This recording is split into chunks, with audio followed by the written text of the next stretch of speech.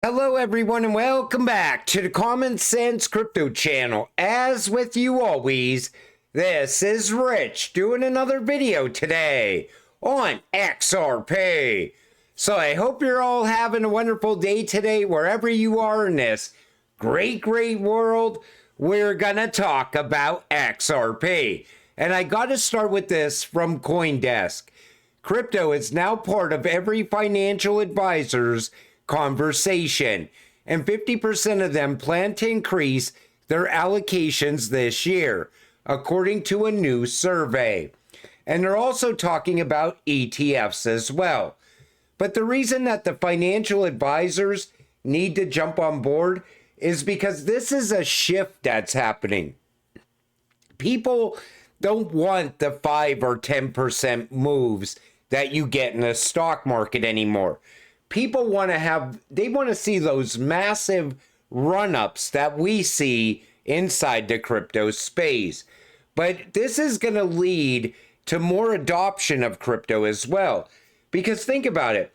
If some guy makes 30% gains on a cryptocurrency, he's going to tell all his stock investor friends, man, I just made so much money in crypto. And they're going to be like, wow, I need to get on board with crypto also. But the financial advisors, they have no choice but to lean in this direction, or they're going to get left behind going into the future. And listen to David Schwartz talk about mass adoption and banking the unbanked. Take a listen.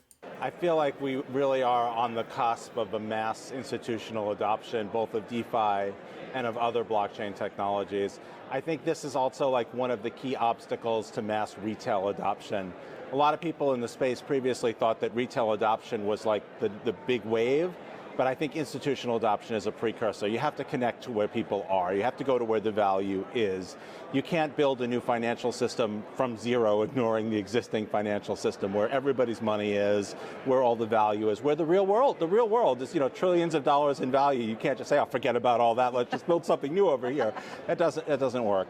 And so I think this wave of institutional adoption over the next year or two is going to be what's going to pave the way for mass retail adoption. And then we can deliver on those promises. Like, we all want to bank the unbanked, but like the unbanked, like they have to be able to spend their money to buy groceries and pay their phone bill, and so we have to have that institutional connectivity. And I don't think there are any obstacles. I think that's and I think this conference shows that. So he says it's going to happen within 2 years. That's what I've been saying. You could see everything accelerating now. It's not slowing down anymore. We just unlocked the United States with the Trump administration and a pro-crypto SEC and a pro-crypto CFTC. We are already on the verge of institutional adoption, and that will lead us to mass adoption. And I stress that because a lot of people, they think this is still 10 years out there. Everybody's still looking at 2030. This is going to happen so much sooner, and people need to realize that. Now, there's a big argument going on all over X about XRP not being for retail, that it's only for the banks. But I want to take you back in time to 2013 with what David Schwartz says here. Now, you got to remember, this is the way everybody thought about crypto back then. He says, Ripple will make it harder for repressive governments to use their control over their country's financial systems to repress their people. Just as the internet has made it possible for even the world's most repressive government to keep their people from reading Western media and blogging about conditions in their country. Seems like Ripple could make it possible for repressive governments to force their people to hold currencies those governments can devalue. It was always about breaking away from government control, breaking away from the US dollar. But I think what happened was Ripple pivoted along the way, and that was good for us as retail investors because people were able to acquire XRP at cheap prices. Think about it. If the institutions beat us to XRP, we would be paying a much higher price for XRP. And crypto, because of that whole mindset back then, people got very rich in this space, and they're going to continue to get rich going into the future. This is the first time in history you beat the institutions to something. And this is the way Brad thinks today. This is the mindset that Ripple has now compared to when it was the wild, wild west of crypto. 95% of our customers are non-U.S. customers. About 40% of our business is in the Asia-Pacific region in terms of payment flows. And again, our customers, Ripple, the company, our customers are banks, financial institutions, payment providers. We use the XRP ledger, and we use the token XRP to kind of facilitate these transactions. Some people get confused about which is which, but Ripple, the company, our customers are all these banks and financial institutions. And we are not Ripple's customers. Retail is not Ripple's customers. However, anybody can utilize the XRP ledger, and anybody can hold XRP. But it was never really not meant for retail early on. It was always meant for retail back then. But that's the shift that happened. Now, if I was to tell you, if institutions beat us to XRP, we would most likely be buying XRP at $15 plus, at least $10 plus per XRP. Because once the institutional wave of liquidity enters this space, it's going to change these cryptocurrencies forever. So it's a good thing that even back in 2013, Ripple was all about anti-government, anti-US dollar, and they were all for the people. And they still are today. You cannot keep retail out of XRP at this point, is what I'm telling you. But they would love to shake us out if they got the chance. This comes from Eleanor Tourette. New from me, White House pushes to get stablecoin legislation to Senate floor next month. And like I said, acceleration is happening. They want to get this stablecoin bill passed as soon as possible. Remember, earlier, we weren't expecting this to happen until the end of summer. It looks like now it's going to happen by the end of spring. Then they'll start working on crypto and a clear path forward for crypto, regulatory clarity. And that's going to open up this entire space. Tokenized US gold could ultimately benefit Bitcoin. You see how they try to shift the narrative towards Bitcoin? Tokenized gold ends Bitcoin. It ends the whole idea of Bitcoin being digital gold. If you could move the value of gold around the world in a matter of seconds for less than a penny, that's a game changer. And they try to keep this narrative going around Bitcoin. Anytime something is looking like a threat to Bitcoin, they right away have to spin it. Tokenization of gold is going to be huge. And like I said, there's this going on as well. Interesting, the IMF decided to label utility tokens as securities, but they called them debt securities. There's a difference. Bitcoin is listed as a medium of exchange and a means of payment, but it's not going to be part of the new financial system. I just covered this with IMF documentation yesterday. David Schwartz said this, but it defines utility tokens as tokens that come with a financial claim against an unidentifiable counterparty for a good or service. I'm not sure what major token, if any, would be an example of that.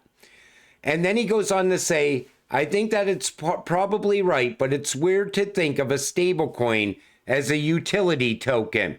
Maybe their definition is wrong. I don't think their definition's wrong. I think it's the way that they worded it.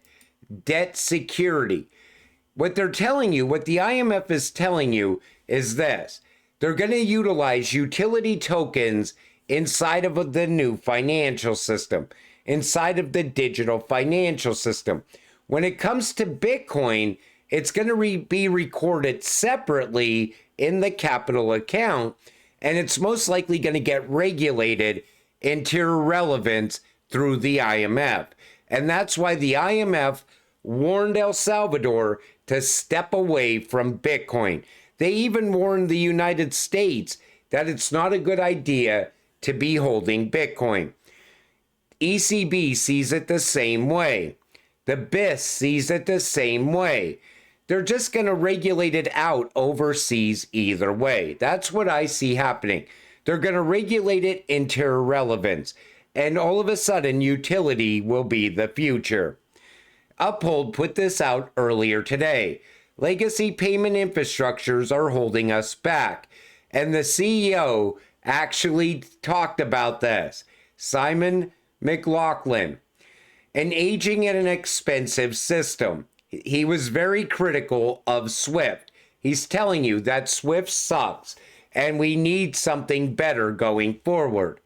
He also talks about fiat currencies and access to fiat currencies through stable coins.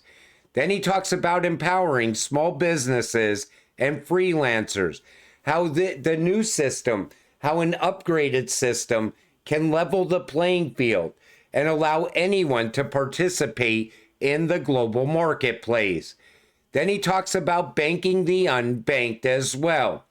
The reason Uphold talked about this is because this is what everybody sees right now. They realize the current system isn't working out. They realize that everybody wants the same thing. Real-time payments, fast, cheap, secure, a level playing field, banking the unbanked. And that's what Ripple is trying to do. And that's what Stellar's trying to do. Every one of these ISO-compliant cryptocurrencies are all tied to banking the unbanked and leveling the playing field. But it is true, SWIFT is 50 years old, and it needs a major overhaul. That's why Ripple's gonna steal business away from SWIFT.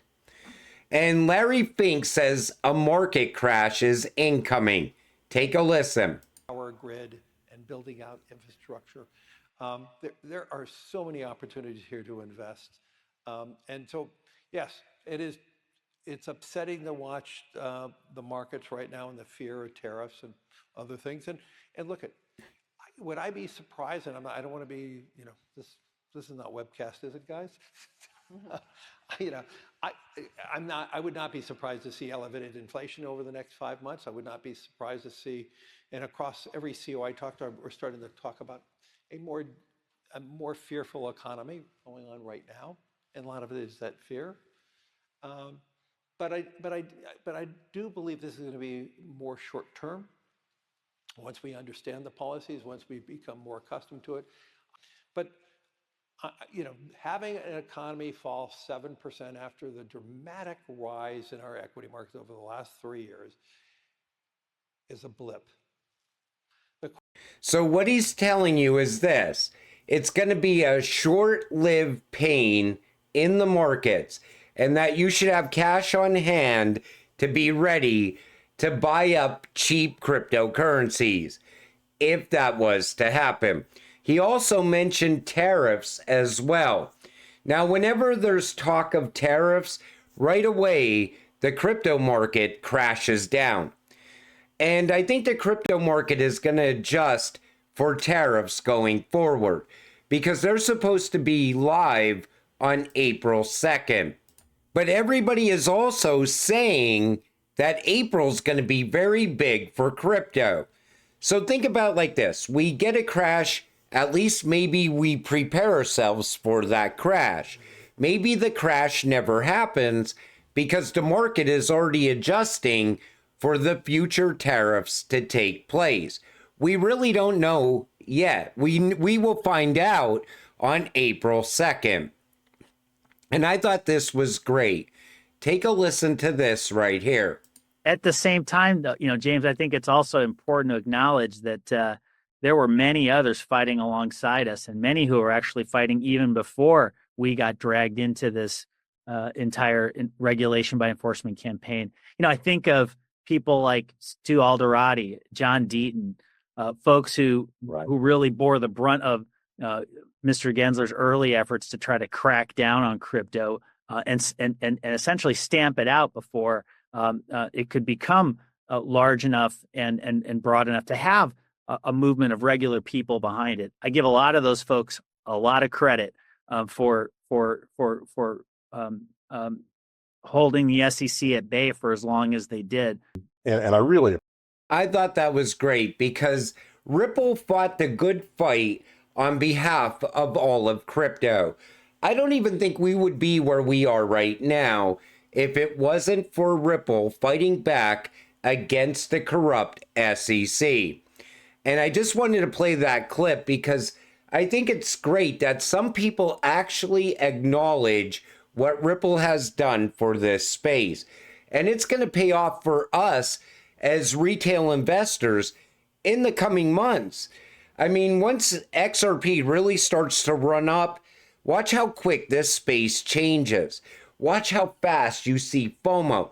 You're going to see so many new people here in the coming weeks. You're going to be like, what the hell is going on? And you're going to see a lot of new names. You're going to see people asking a lot of questions that only a newbie would be asking. But, you know, I'm always open to answer people's questions. You know, a lot of people, they just ignore the new people or they're very hostile to the new people. But those new people, they're just eager to learn this space. That's why I don't understand why some people are just so rotten to other people in the crypto communities. You know, just because somebody asks a dumb question or it seems dumb to you, it's not dumb to them. They just want to understand what they're investing in. And that's why I always tell people, you know, I try to dumb down a lot of what people say and post in my videos because I know people don't get this sometimes. You know, especially like that IMF, how they were talking about a debt security. Most people right away think, okay, the IMF is calling XRP a security now. All utility tokens are securities now. But it's the wording that they use, and they word things different than what most people actually understand. So right away, they think the sky's falling when in fact, all they're doing is saying Bitcoin falls in this category and utility tokens fall in this category. And that's what I like to do on this channel. I like to simplify it for people so they get a better understanding of what they're holding. Most of you now all know what you're holding, especially if you've been watching this channel for any period of time. And we are very close now. You know, everything's starting to accelerate. And I think we're going to see a lot happen in the coming months. And if Larry Fink is right and we get a short window of hardship leading into the digital age and then the rise of the Phoenix, I'm all for that. I want to see XRP rise from the ashes, because that's when we will get that flip of the switch moment. But until it happens, stay patient, stay positive, and let's get rich together. With that said, I'm going to wrap up this video. I want to thank you all for watching. I appreciate all of you. I'll see you in the next one. Have a great night.